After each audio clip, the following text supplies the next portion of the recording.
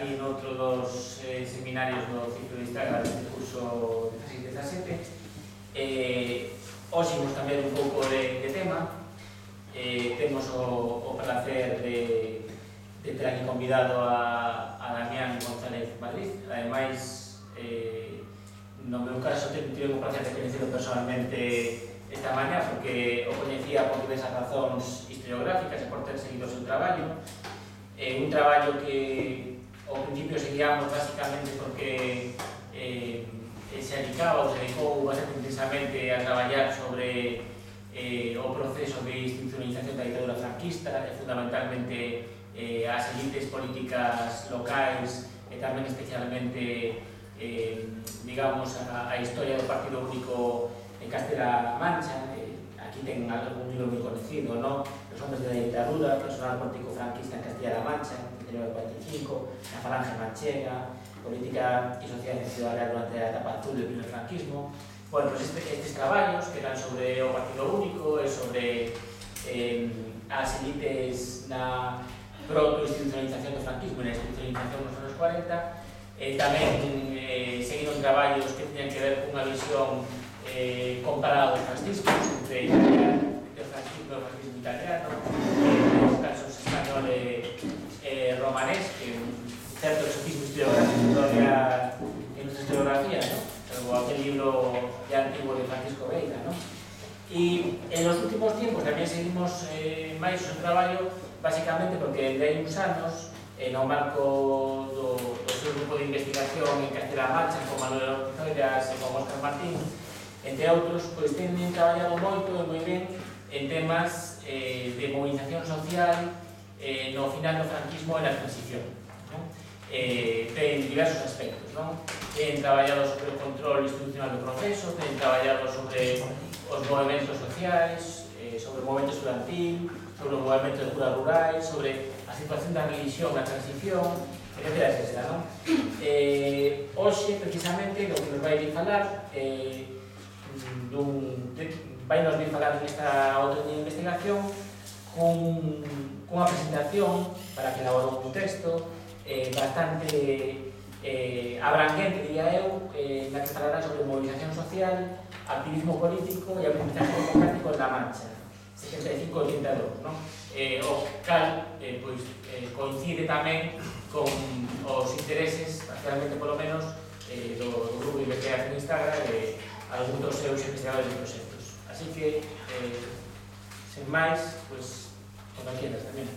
Pues muchísimas gracias, Daniel. Yo quiero dar las gracias a Instagram, a todos y cada uno de los miembros, aunque no estéis aquí por vuestra invitación, porque me siento muy honrado de estar aquí hoy con vosotros y además no solamente en una ciudad tan maravillosa, sino con un tiempo como el que tenéis, ¿no? He cambiado Albacete por Santiago y para mejor, casi seguro. Así que bueno, sin más preámbulos, me siento muy honrado, muchísimas gracias, de verdad, os lo agradezco y bueno, pues vamos a ello. Yo me he preparado aquí muchos deberes, voy a acelerar porque los de La Mancha, como dicen los humoristas, somos muy cansinos, así que voy a intentar no serlo en exceso y intentamos tener al final pues, un diálogo fructífero, además con gente especialista como Lorenzo que tenemos por aquí, que te agradezco que estés por aquí. Bien, en primera reflexión introductoria, yo creo que aproximadamente a casi 40 años ya de la transición, creo que no me equivoco, no exagero, si sostengo que todavía hoy la memoria colectiva de interpretación dominante sobre todo este proceso, tanto dentro como fuera de España, pues define nuestro proceso de cambio político con unos rasgos moderados, ¿no? Unos rasgos moderados, una culminación exitosa gracias a ese provechoso proceso de entendimiento que protagonizaban pues, las élites reformistas del franquismo y la oposición democrática, ¿no? Mucha y muy buena historiografía reciente, y no tan reciente, que a veces nos olvida, ha añadido muy buenas dosis, creo, atinadas dosis de complejidad a toda esa explicación inicial y quizá también más complaciente sobre el proceso transicional, aunque probablemente con menos repercusión de la que han tenido también quienes recientemente se han dedicado a caricaturizarlo, ¿no? Hasta el punto, al menos desde mi punto de vista, de difuminar la separación que es muy clara entre dictadura y democracia. esta mañana no se entienden, o mejor dicho, no logro explicar de la forma que deseo, pues quiero que vaya por delante en el sentido de mi exposición, pues no casa bien con mitos ni estereotipos, eso seguro. En todo caso, ayuda modestamente a espantar a alguno, pero me ayuda todavía peor con las interpretaciones que denominaré simplemente como críticas sobre el proceso de transición. Bien, mi propuesta aquí esta mañana no es más que pues el resultado de una reflexión crítica, una reflexión problematizadora sobre el proceso transicional, que sin duda, como ya ha dicho un poco Daniel, pues se va a apoyar fundamentalmente en esa singular perspectiva que nos regala el marco rural, el marco local, ese que a nosotros nos gusta llamar, bueno, así a lo mejor un poquito pretenciosamente, la periferia del desarrollismo, como eufemismo de esa parte de España, pues eso, subdesarrollada, inmigrante, que es La Mancha, y más concretamente centraré mi exposición pues, en la provincia de Albacete, que es la que conocemos un poquito mejor y también la que también hay que conocer a las juego. Bien, tengo también que aclarar que la mayor parte de las ideas que voy a compartir con vosotros pues, han sido elaboradas en el marco de un proyecto de investigación, un proyecto de investigación que lleva prácticamente, pues, casi exactamente ese título, un título amplio que lo he mantenido porque creo que me proporciona la flexibilidad necesaria pues, para escoger, que es lo que he hecho, escoger y traer aquí pues, un puñado de ideas que están ocupando, que han ocupado nuestro grupo de investigación y que también tenéis que saber pues, que están publicadas o no van a estar. Pero bueno, ya he hecho bastantes preámbulos, así que paso directamente al grano, se inicia la exposición. Creo que Daniel os ha hecho llegar, o les ha hecho llegar algún documento adicional al que voy a utilizar aquí hoy, así que en fin, eso me facilita algunas cuestiones. Bien, la primera idea que quería compartir con vosotros y debatir aquí cuando se pueda es me remite a una interpretación del proceso de transición que desde luego no minimiza su carácter contencioso y conflictivo, ¿de acuerdo? Creo que la victoria de la reforma sobre la ruptura se explica, por supuesto, entre otros muchos factores, como no puede ser de otra manera, porque está precedida de una pugna desigual por el espacio público. Eso lo tenemos que tener en cuenta. ¿Con qué fin? Pues yo creo que fundamentalmente la violencia gubernamental es un factor a considerar para explicar la estabilización de la reforma. Al menos, yo creo que el gobierno, y lo voy a intentar un poco mostrar aquí, lejos de considerar el espacio público como un dominio de la ciudadanía, se mostró inflexible ante la posibilidad de que desde la plaza se le pudiera disputar el control del proceso. ¿De acuerdo?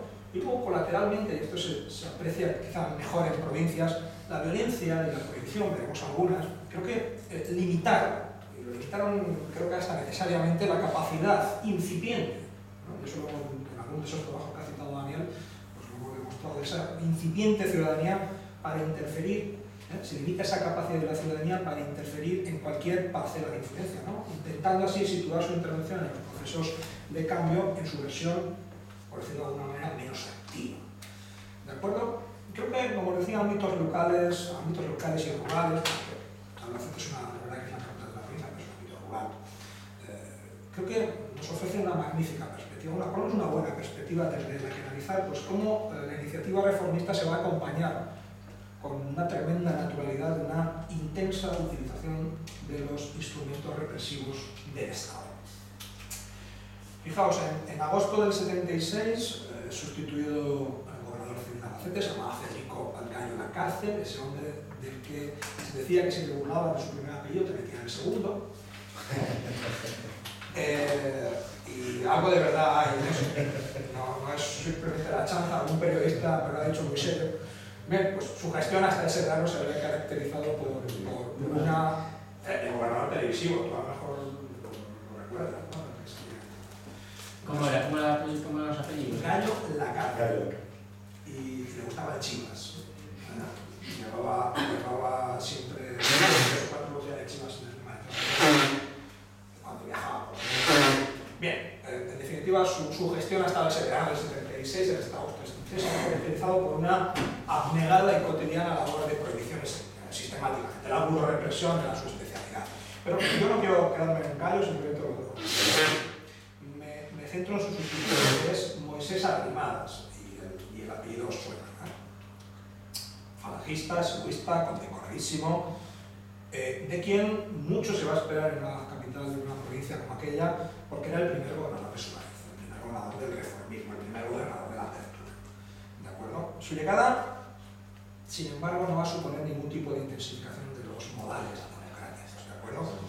Y no porque sea un falangista, una condición que no le separaba, no le dejaba muy lejos de lo que era, por ejemplo, el propio presidente del gobierno, sino porque, al menos desde mi modo de ver, su actuación viene a demostrar que la convicción del gobierno, encarnado por su gobernador Arrimadas, era conjurar cualquier posibilidad, cualquier riesgo de que el proceso de reforma fuese amenazado o desbordado.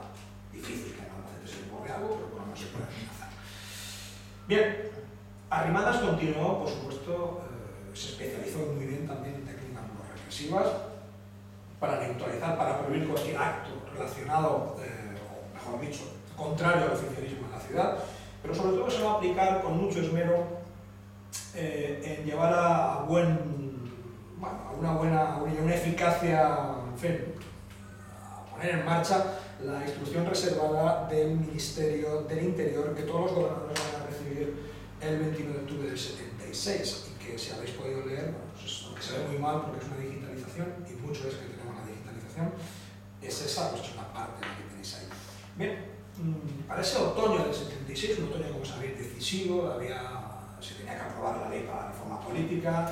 Bien, los gobernadores todos van a recibir esta instrucción secreta que recoge la firme voluntad del gobierno de impedir o restringir el uso del espacio público, ¿no?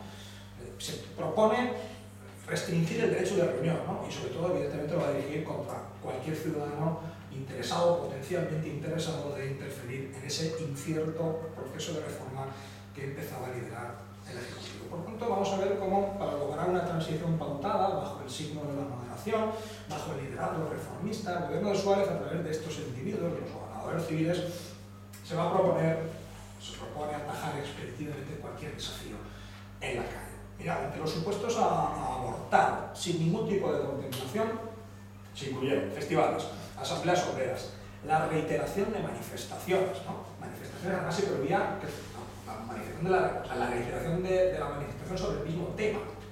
Por ejemplo, se citaba expresamente la carestía de vida, y la vida estaba muy cara. Las protestas contra las tasas académicas, que ese problema no lo tenemos en la por la universidad, o la amnistía, ¿no? Pero la carestía de vida sí. Por tanto, vemos como la protesta, así como el uso pacífico de los espacios públicos con fines políticos o con fines reivindicativos, pues queda como poco restringida cuando no criminalizada, ¿no? Y ese es un poco el fondo de la cuestión.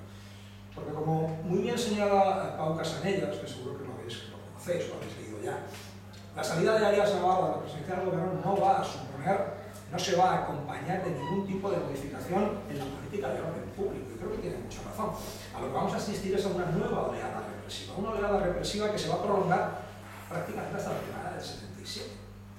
Mirad, según datos de Alberto Sabio y de Nicolás Arturus, en ese libro que también es muy conocido, entre enero y marzo del 77 se van a detener en España por motivos políticos, sociales, unas 2.745 personas. Esa es la realidad de nuestro país. Por supuesto, entre esas víctimas, entre las víctimas propiciatorias de esta oleada represiva a la que me refería, va a destacar, lógicamente, como no puede ser de otra manera, el Partido Comunista. Un Partido Comunista que continúa expresamente marginado en ese tipo de circulares, invisibilizado, proscrito del espacio público, justo coincidiendo con el proceso de abandono de la clandestinidad que habían decidido en Roma a la vuelta del verano del 76, ¿no? Y justo coincidiendo con un contexto de movilización que es cada vez más intenso y del cual se estaba contagiando esa periferia del desarrollismo, que en este caso es La Mancha. Claro, el resultado, en lugares hasta hacía pocos meses, escasamente problemáticos, de ellos, pues fue la prohibición sistemática y en no pocas ocasiones violenta de la casi totalidad de las iniciativas públicas y pacíficas que auspiciaban los únicos que estaban en posición de desafiar al gobierno en una provincia como esa, que era el PC, ¿no? El PC provincial y su entorno. Luego, si queréis, podemos hablar de cómo surge el PC, que es muy interesante. Lo he eliminado el cuarto punto de los dos partidos políticos por cuestión de tiempo. Por tanto, En esta pequeña ciudad de provincias, tenéis que entender que los intentos comunistas de tener algún tipo de presencia en el espacio público pues son bastante en fin, pequeños o niños, ¿no? Pues, que organizaron pues, conciertos de música, organizaron conferencias, presentaciones de libros, algún acto sindical y sobre todo muchas cenas, porque como les prohibían las conferencias luego se querían ir a cenar. Sí, es como la Francia de Luis Felipe, esto, ¿no? Que se iban de banquete y les cerraban el restaurante o les mandaban a la policía y no podían cenar, ¿no? Hay hasta una anécdota, ¿no? Donde el policía ya harto le dijo, bueno, cenen ustedes, digo, solamente les voy a prohibir, esto me lo contó otro periodista, solamente les voy a prohibir no cantar a la internacional, era un acto socialista, creo que no sé si era Alfonso Guerra, porque la memoria fallaba, bueno, acabaron silbando a la internacional y fueron desalojados, ¿no? Les prohibieron cantar a la silbando. Bueno, esas cosas eran las que pasaban hasta ese punto. Bueno, en cualquier caso, ante este repertorio de acciones, la respuesta del gobernador es un control sin debilidad del espacio público y a partir del otoño del 76, pues Albacete va a empezar a experimentar casi como cotidianos pues, fenómenos que hasta ese momento eran bastante excepcionales, ¿no? Como van a ser actos de violencia e de intimidación por las fuerzas y cuerpos de seguridad del Estado, a la vía pública, a este tipo de personas. Por tanto, si ante una cena o un concierto se va a responder casi siempre con la violencia y con la actuación policial, pues os podéis imaginar la reacción que va a tener el gobernador ante provocaciones menos mesuradas, ¿no? Y ahí sí quería hacer una mención especial de la jornada de lucha, de la jornada de huelga que se convocó para el 12N, el 12 de noviembre de 1976, y que tradicionalmente ha sido interpretada como un fracaso, como ese canto de cisne de la ruptura.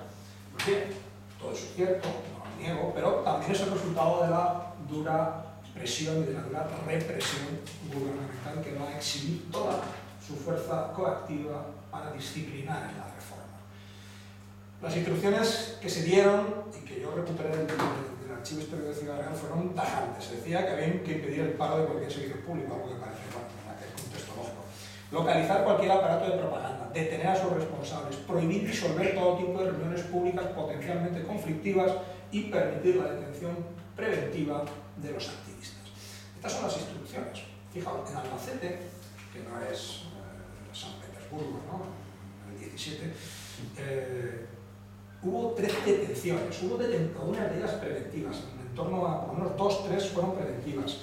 Hubo heridos, cargas, controles de carreteras, despidos, hubo despidos también.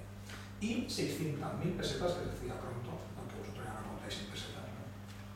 Pero era una cantidad importante de dinero en multas gubernativas, ¿no? Eso es lo que se hizo, ¿no? Para impedir, para controlar a los comunistas de Madrid.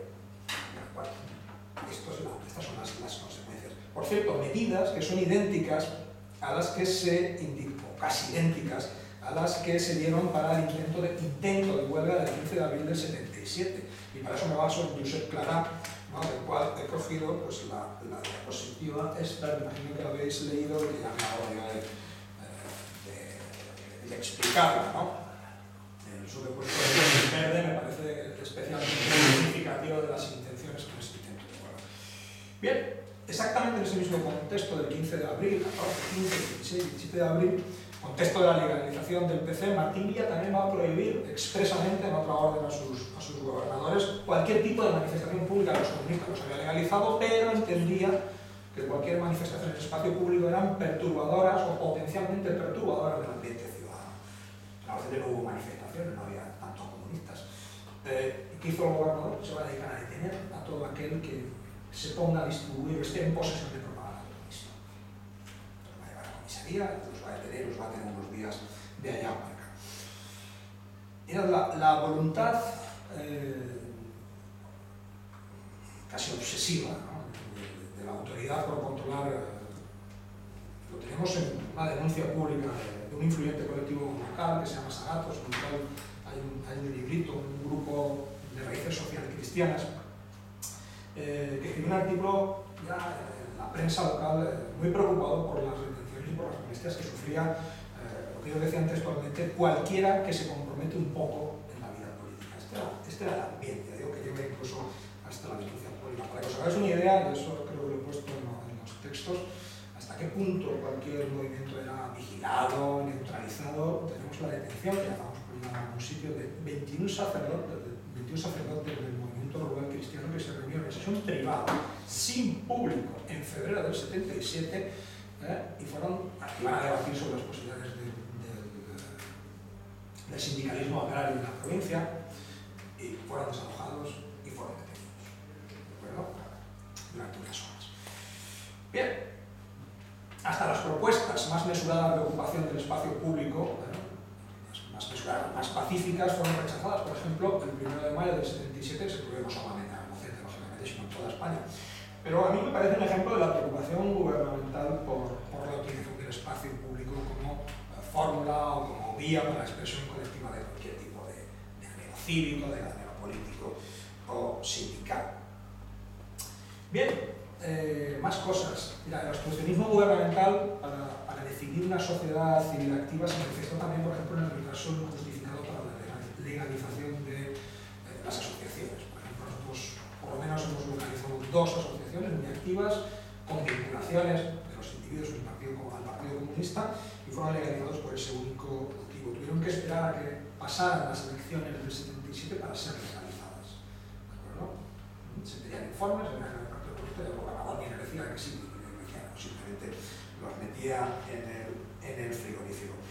Y estas actitudes, como decía hace unos minutos, pues a mí me invitan a poner el acento sobre el control del proceso de cambio y a reflexionar sobre, en fin, al final, ¿qué se trata? Pues de controlar ese control de la violencia.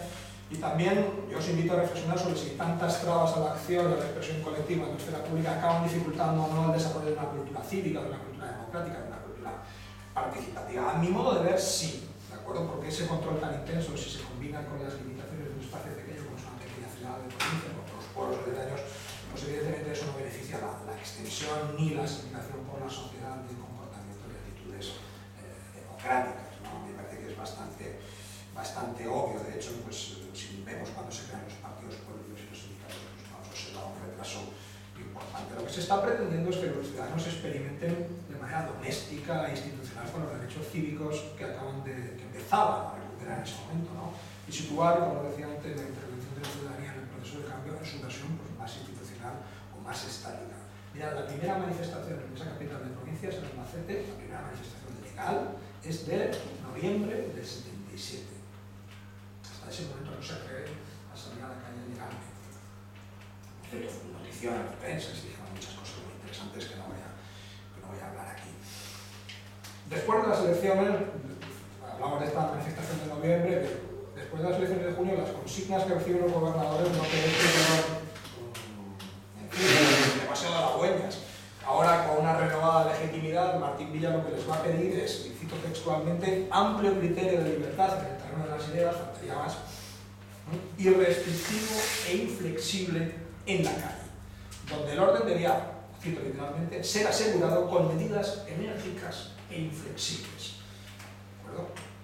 Ahí tenéis la circular posterior ya de Martín Villa cuando ganan las elecciones con esa mayor. Por eso, en esa misma circular, que no tenemos entera, lógicamente, se recomendaba, o se hacían recomendaciones similares: multar fuertemente y detener a los piquetes, respetarles 72 horas de cautiverio, más le recordaba que lo podían hacer hasta el 78, detener incluso preventivamente a quien no ostentase algún tipo de liderazgo en la protesta. Se seguían prohibiendo las manifestaciones reiterativas sobre el mismo tema y cualquier edificio, cualquier encierro en un edificio público, pues se tendría que saldar con el desalojo inmediato. ¿De acuerdo? Esas son las instrucciones. Claro, otra parte de la reflexión. A toda esta acción gubernamental hay que unir su propia inhibición frente a los ataques de la ultraderecha, que también me parece bastante importante. Mirad, el 26 de noviembre del 76, una bomba, auténtica bomba, explota en la librería, que se llama Librería Popular, que se fundó en el otoño del 75 y era la sede, entre comillas, encubierta, es muy habitual esto, del Partido Comunista, pero era mucho más que eso, era el punto de encuentro de todos los que tenían una cierta inquietud y desde luego era la dinamizadora cultural de una ciudad como aquella. Pero esa bomba es muy conocida y además muchas otras librerías tuvieron problemas similares en muchos lugares de España. Es solamente el más grave y el más recordado de un carrusel de atentados, un carrusel de ataques cotidianos contra la propia librería y contra otros objetivos, las sedes del PC, las sedes del PSOE, en el verano del 77 y hasta 1978, algunas de ellas se arrendieron. Se les pegó fuego directamente en Ellín, en la Roda, en la propia ciudad de Albacete. ¿Cómo van a acabar todas esas acciones? Pues os lo podéis figurar, sin ningún tipo de detenidos ni ningún tipo de esclarecimiento de los hechos. A mí me parece que la inhibición gubernamental ante este tipo de atentados busca el mismo efecto desmovilizador y moderador sobre las actitudes opositoras, ¿no? En este caso, por el riesgo de involución. No obstante, yo también os traigo una reflexión, porque a mí me parece que hay otro factor importante, y como he señalado también en algún texto, a veces poco tenido en cuenta. Es que esa visión restrictiva del uso reivindicativo del espacio público acabó también en cierta forma inoculada en la izquierda y sobre todo en su entorno. A nosotros la prensa local nos ha dado algunas claves importantes en este sentido. La prensa de Albacete es muy peculiar, hay una mitad de la misma, es un periódico que era ajena empresarialmente a la gubernamentalidad, tenía cierto prestigio desde el 73, que llega a la ciudad porque tiene un talante abierto, porque tiene un talante crítico, progresista, de hecho su director estaba vinculado sobre todo al PSP más que al PSOE, aunque luego acabó muy próximo al PSOE.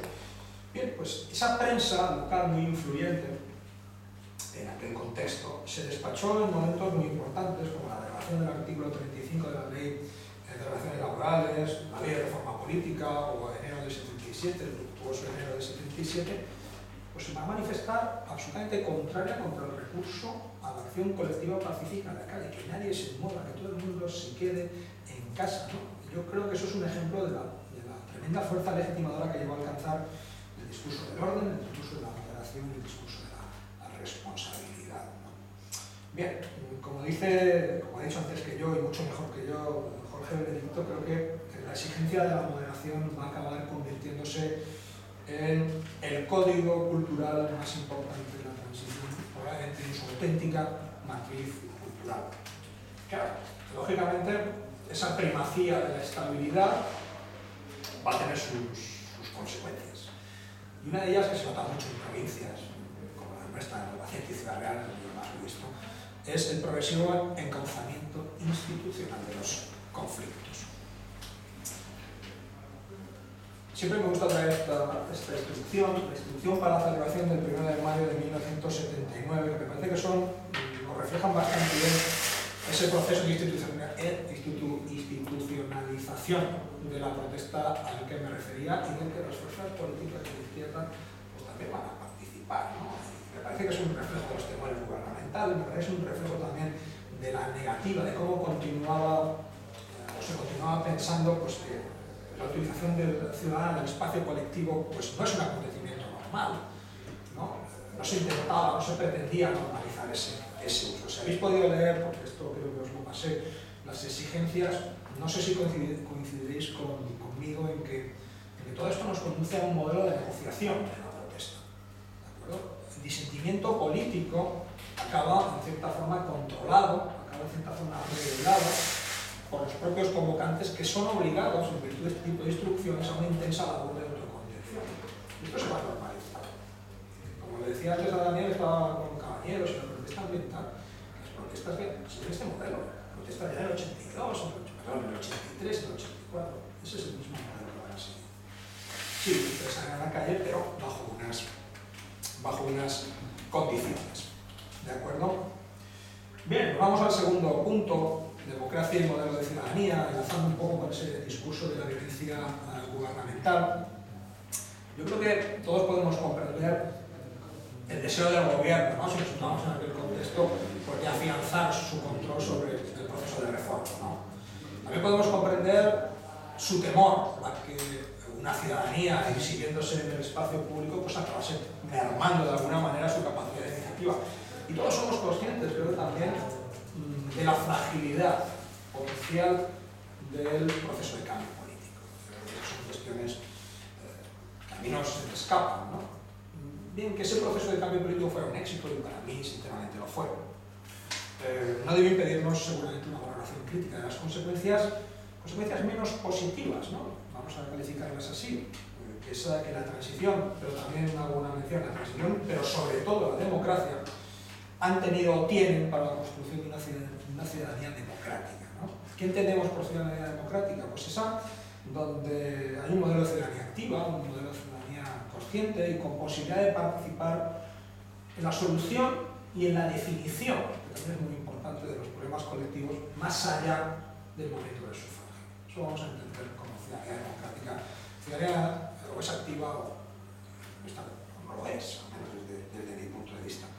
Bien, como señalaba hace un momento, con la incorporación de la izquierda mayoritaria al proceso de la reforma, la derecha va a lograr algo importante, que es comprometerla con la estabilidad del proceso, ¿no? Seguramente ese proceso hubiera sido inviable si se prescindía de ese código al que antes aludía, que era la moderación. Una moderación de la que se van a erigir en intérpretes esencialmente partidos y sindicatos. Si recurrimos a Radcliffe, a Pamela Radcliffe, a la profesora de California, San Diego, que es quien más y mejor seguramente ha explorado estos caminos, yo creo que hay que coincidir con ella en que la transición no se va a caracterizar por la expansión de oportunidades, por la apertura de canales de participación dirigidos a la construcción de esa ciudadanía activa a la que antes aludía. Esos esfuerzos se van a dirigir más bien, creo que con más claridad, a la consolidación de un entramado institucional sólido que en todo caso actuase como canalizador, como intérprete o como tutor responsable de la ciudadanía. Suele decirse, y creo que con razón, que los primeros síntomas ya son detectables en la plata junta, ¿no? Desde la plata junta lo que hace es excluirse los movimientos sociales y los movimientos asociativos, ¿no? Bueno, de ahí se sitúa un poco ese punto donde la izquierda asume esa parte de la cultura conservadora para quienes una sociedad activa, una sociedad participativa y movilizada resulta potencialmente problemática, ¿no? Lo práctico que es encauzarla en los marcos de actuación propios de la política formal, ¿no? Bajo liderazgos nítidos, bajo liderazgos responsables, legítimamente representativos, como los que puedan ejercer pues, esos partidos políticos o sindicatos. Lo cierto es que la democracia, y matizo, la democracia que se pudo, que se supo y que se quiso construir fue una democracia, pues eso, una democracia clásica de delegación, una democracia que esencialmente reduce los conceptos de participación y el concepto de representatividad, pues eso, al sufragio periódico y a la competencia electoral entre partidos diferentes. ¿De acuerdo?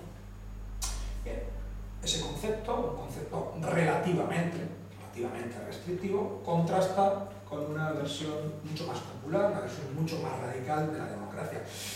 Una versión con una fuerte impronta municipalista, una fuerte impronta participativa, a propuesta de quién? A propuesta del movimiento ciudadano o movimiento asociativo vecinal. Un movimiento que gozó de un gran poder de convocatoria, fundamentalmente por su capacidad para definir y para defender el interés colectivo.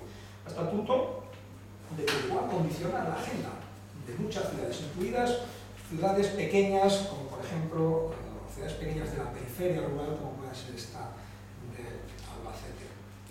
Y bien, estos movimientos van a llevar al poder a ayuntamientos democráticos, especialmente el exterior, van a atender, eso es en Albacete, todos los anhelos, o la mayor parte de los anhelos de modernización de los barrios, pero no van a asumir el discurso participativo que portaban esas asociaciones.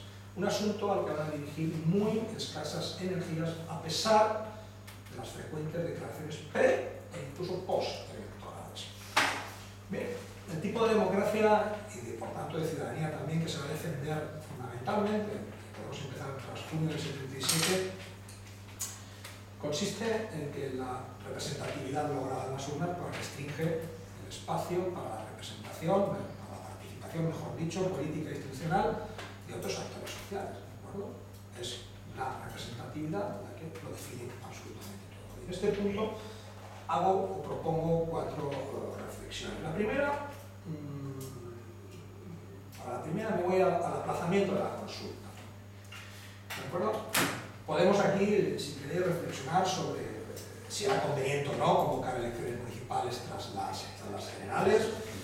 Podemos reflexionar si había necesidad de respetar el tiempo para redactar la Constitución, si era importante aplazar la convocatoria, puesto que la expansión de las organizaciones políticas era todavía muy reducida y se puede ser aconsejable, eso es muy visible también en los pueblos.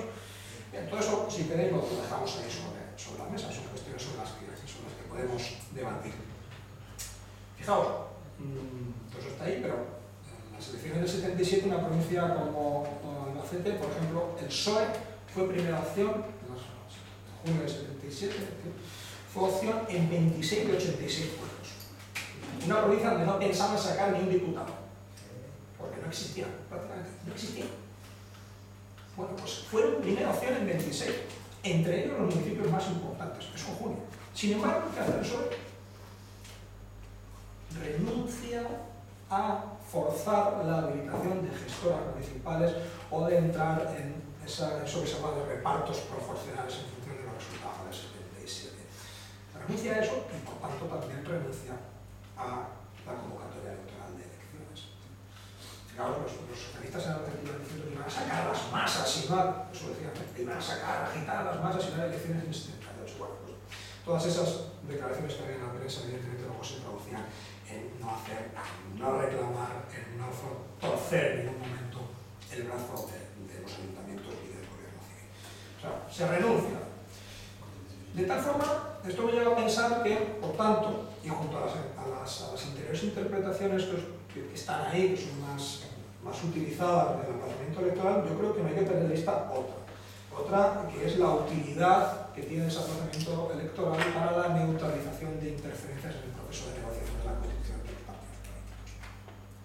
¿De acuerdo? No se quieren interferencias, ya procedan de una participación ciudadana electoral normal o de la constitución de gestoras proporcionales.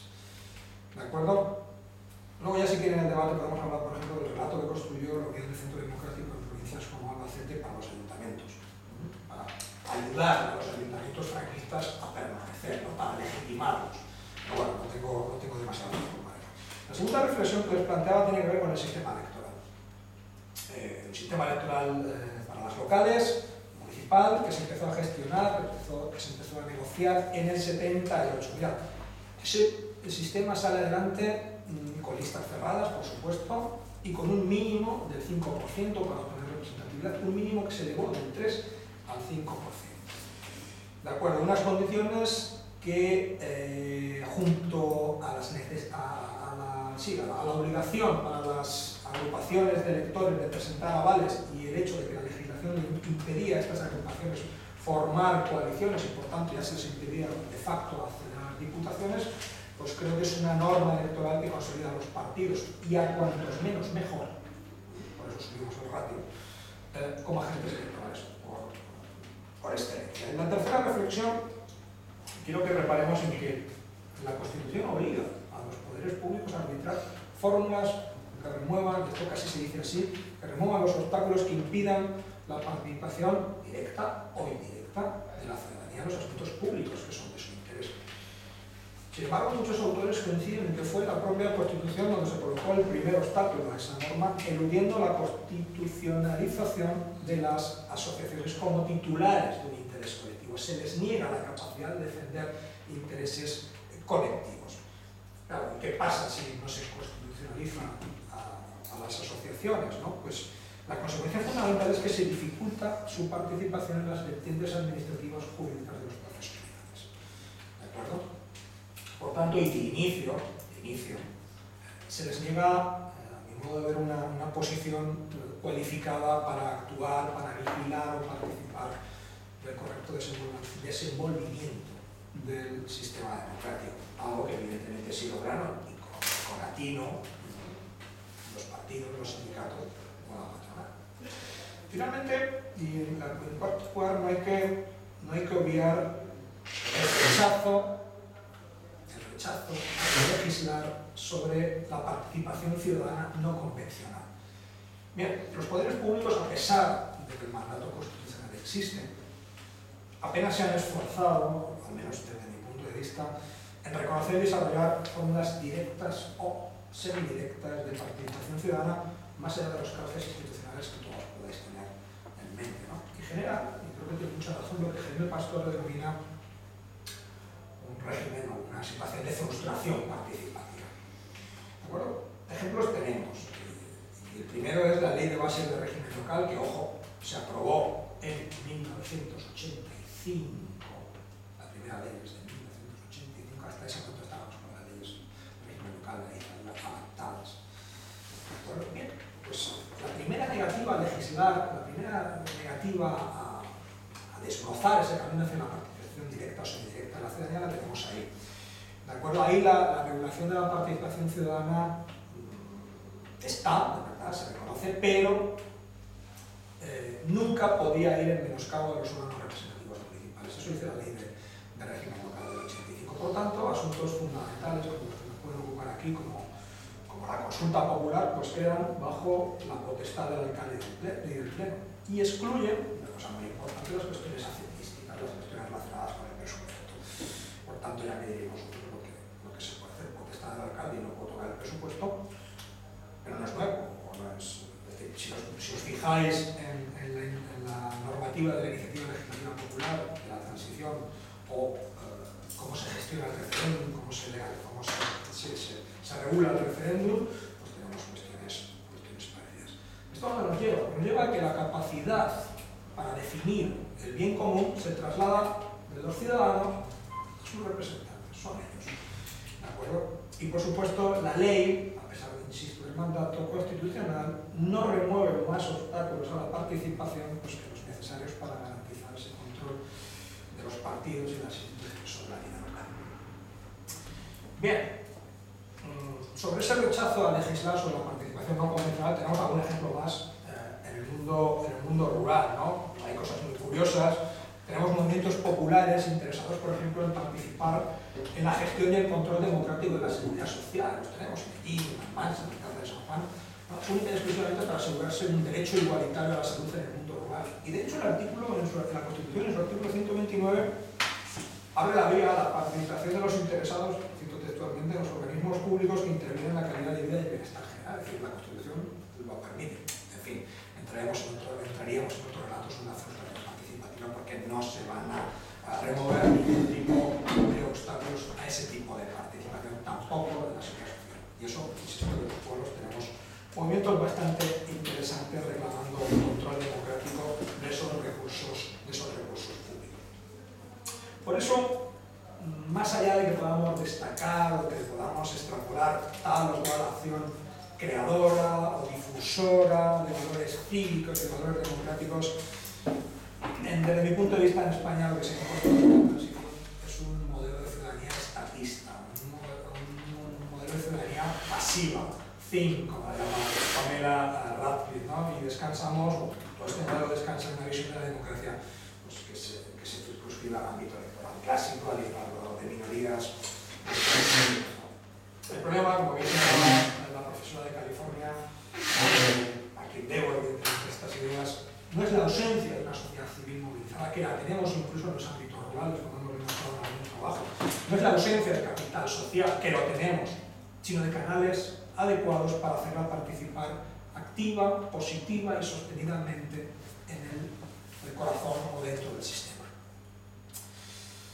Bien, me voy a la última parte ya de mi intervención, otras ideas sobre otra temática que nos ha llevado a la que estamos trabajando, y me voy a esto, al mundo rural y el proyecto político reformista, la pinza autoritaria. Guiño ahí que me permito con eso de la pinza. Vamos a hablar del sindicalismo, ahora, además creo que tienes un uso de la noticia. Así que, ¿no? Ya fue hace tiempo. Ya fue. Pero pues lo he leído como si fuera este verano. He visto el cartelico y digo, soy como nosotros, también ponemos los carteles que Con Cito Masas, como fue el sindicalismo agrario. Con Cito Masas, ya me imagino. Como aquí, ¿no? También con Cito Masas. Mirad, en octubre del 76 el gobierno aprueba un decreto que diluye la vieja organización sindical, lo conocemos como de vertical, ¿no? Lo transforma en una dependencia del Ministerio de la Presidencia que se bautizó eufemísticamente como Administración Institucional de Servicios Profesionales. En los archivos lo vemos siempre como AIS, ¿no? Si veis el archivo lo veis así. Bien, ese era el primer paso, un paso importante para la disolución del sindicato. necesario para la construcción de un nuevo escenario pues, de libertad de asociación sindical que llega en abril del 77, pero ojo, no culmina hasta 1985 con la ley de libertad sindical. Otra vez que nos vamos una buena cantidad de años para terminar de regular este escenario. Esa es la primera cuestión que tenemos que no perder de vista. Es que la regulación de la libertad sindical en España tiene un notable retraso respecto a los derechos políticos. Y retraso es también la palabra que creo que define la relación de nuestra historiografía con el estudio de la reconstrucción y de la articulación del tejido sindical en la periferia rural. De la misma forma, también, que retraso tardía fue la configuración de las estructuras sindicales en las provincias rurales, que tampoco tenemos que perderlo de vista. Bien, como solamente quiero hacer una breve introducción sobre la conformación del tejido sindical formal de una provincia rural, me voy a limitar a exponer unas ideas básicas. Mira, la primera que quiero señalar, prácticamente la acabé de escuchar, y es que la estructura sindical en espacios rurales, como puede ser, por ejemplo, el de Albacete, es eso, muy tardía. Mira, comisiones obreras hechas a andar no existía ninguna comisión obrera. Existían comisiones campesinas en Villamadea, con espacio, o reducidas en un espacio muy limitado, muy comarcales, ¿verdad? No existía nada, hecha a andar en el 76, en el verano del 76. Es construida desde arriba, nunca van a nacer de los espacios de interacción entre los trabajadores. Son construidas desde arriba, por individuos sin experiencia. Y en el caso de Albacete, además, por campesinos, por un campesino de Villamadea. O sea, así se construye la comisión obrera. Individuos sin experiencia, con enormes problemas de penetración entre los trabajadores de la ciudad, trabajadores que en su mayoría vienen del campo, son inmigrantes, con muy poca identidad obrera y con todavía menos conciencia sindical. Esas comisiones obreras, pero el UGT tiene un patrón muy similar. Y fijaos, en ambos casos sus mejores resultados, hasta que ya avanza un poquito la transición de la democracia, los cosecharon a absorber estructuras organizativas informales y horizontales que se habían forjado en torno al apostolado obrero. Ahí tienen sus mejores resultados, por lo menos momentáneamente.